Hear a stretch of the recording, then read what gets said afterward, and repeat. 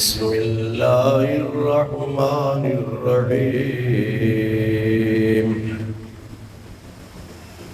والفجر وليال عشر وقال تعالى في مقام آخر فصل لربك وانحر صدق اللہ مولانا العظیم وبلغنا رسوله النبی الامین الکریم۔ بزرگوں، بھائیوں، عزیزوں، خطاب کا موضوع ہے عید قربان۔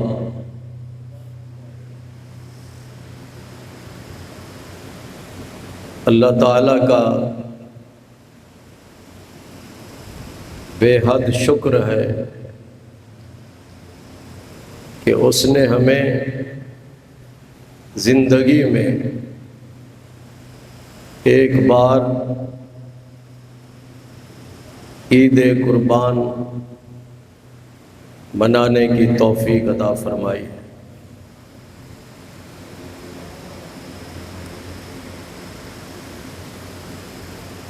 آج ایک خاص بات بیان کرنا ضروری سمجھتا ہوں، جو کہ پہلے کبھی بھی بیان نہیں کی گئی۔ وقت تھوڑا ہے، اس لیے پوری توجہ سے اسی بات کو سمجھ لیں۔ وہ بات یہ ہے کہ حضور صلی اللہ علیہ وسلم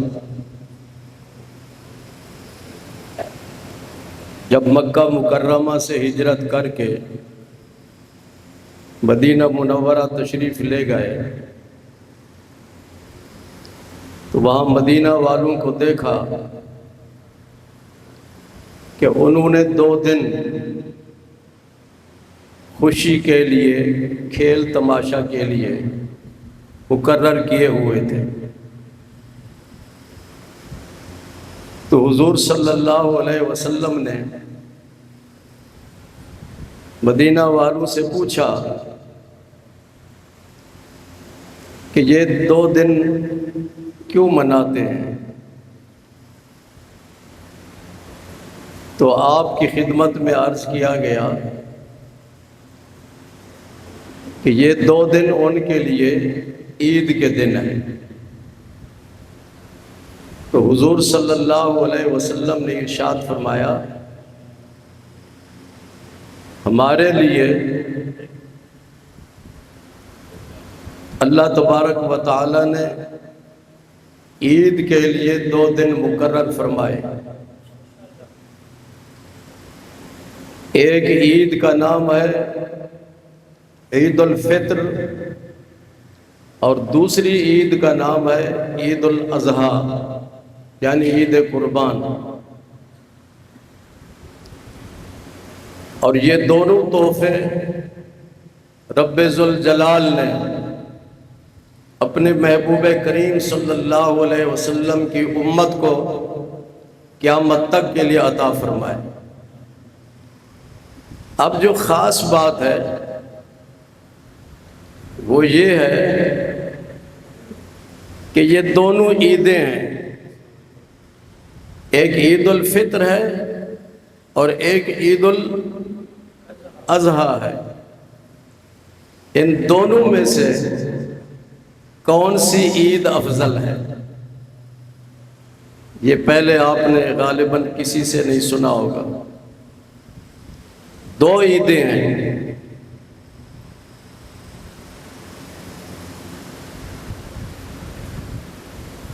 عید الفطر اور عید الاضحیٰ۔ تو ان دونوں میں سے کون سی عید افضل ہے؟ محدثین ارشاد فرماتے ہیں کہ عید قربان عید الاضحیٰ عید الفطر سے افضل ہے۔ بولیں، آج ہم عید الاضحیٰ منا رہے ہیں تو یہ عید الاضحیٰ عید الفطر سے افضل ہے۔ دلیل کیا ہے اس کی؟ وہ فرماتے ہیں کہ حضور اکرم صلی اللہ علیہ وسلم نے ارشاد فرمایا کہ سال کے تمام دنوں میں، سال کے تمام دنوں میں جو افضل دن ہے وہ ذی الحج کے 10 دن ہیں۔ پہلی تاریخ سے لے کے 10 ذی الحج تک، یہ 10 دن پورے سال کے دنوں میں سے افضل ہیں۔ کیا ہیں؟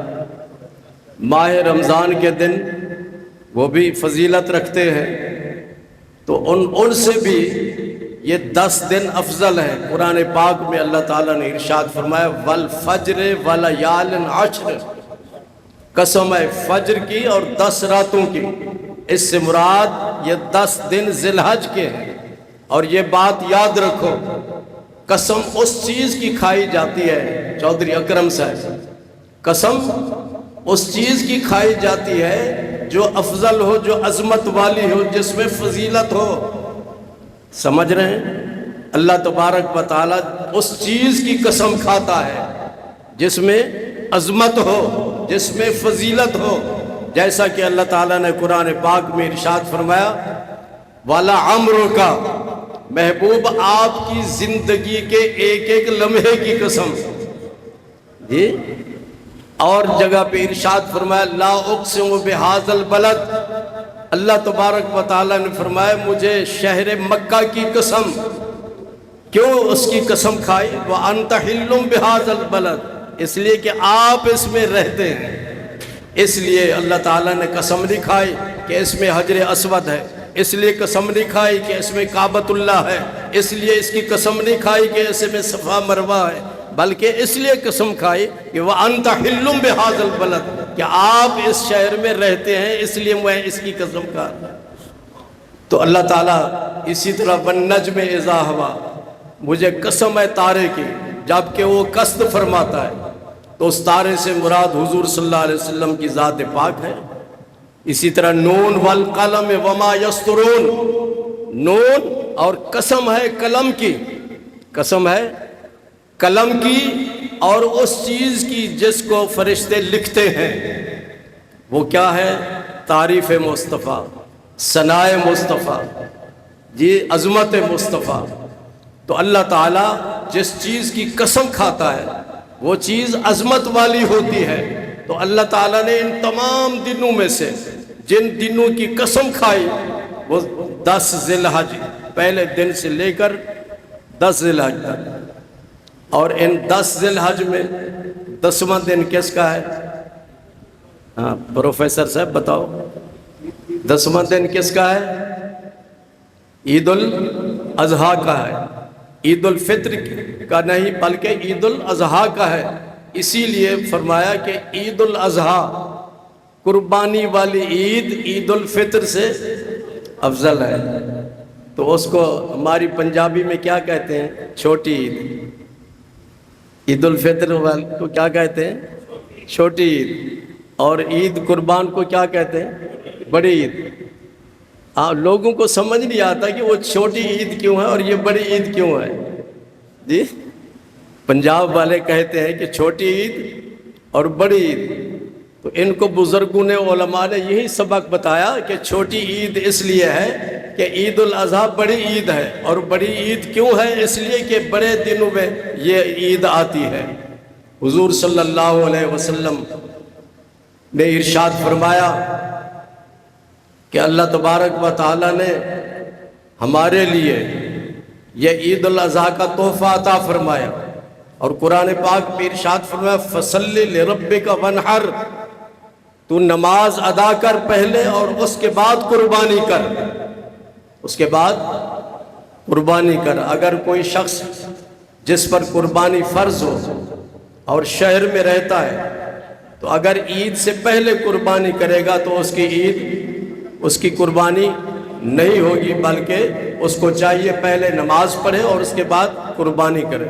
صحابہ کرام نے عرض کیا یا رسول اللہ صلی اللہ علیہ وسلم ما هذه الاضاحی، یہ قربانیاں کیا چیز ہے، ان کا فلسفہ کیا ہے، ان کی حقیقت کیا ہے؟